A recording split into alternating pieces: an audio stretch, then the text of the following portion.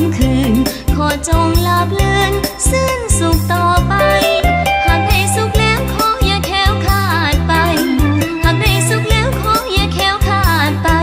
ขอไว้ใส่ให้ทุกท่านโชคดี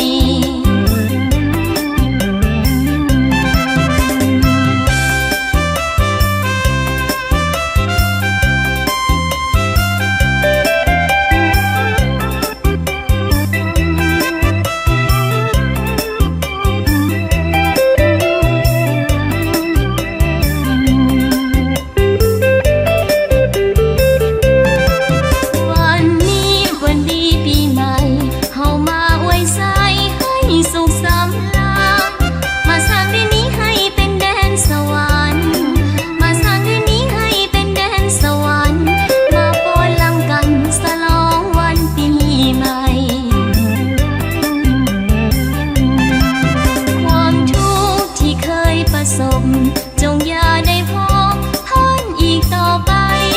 สูญสิ้นไปเสียสิ่งที่เศร้ามองใจสูญสิ้นไปเสียสิ่งที่เศร้ามองใจความสีวิไลจงได้มาแทนที่เฮฮาหัวยิ้มเพื่อนเอ๋ยอย่าส่งไปเลยครั้งเดียว1 ปีวันนี้เลิกงามยามดีวันนี้เลิกงามยามดีเฮามาสวั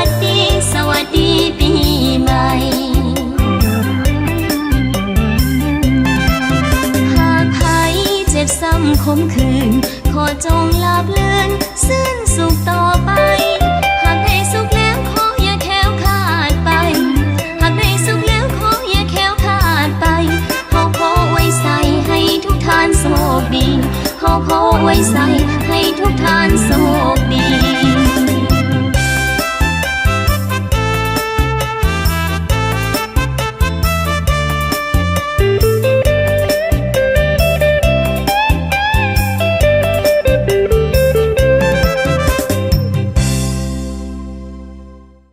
เสียงแห่ผมก็ลิซ่าก็เป็นวัดเนาะเมื่อได้กับอยู่น้ำกันมาน้ำกันเนาะอาจจะพร้อมบ่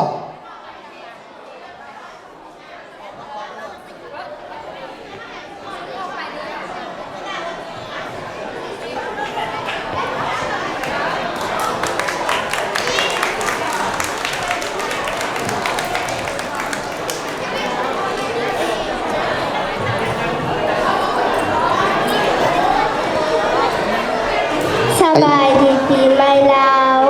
พวกหลานสิมาฟ้อนในบทเพลงที่ว่างามเมืองลาวขอเชิญรับชมได้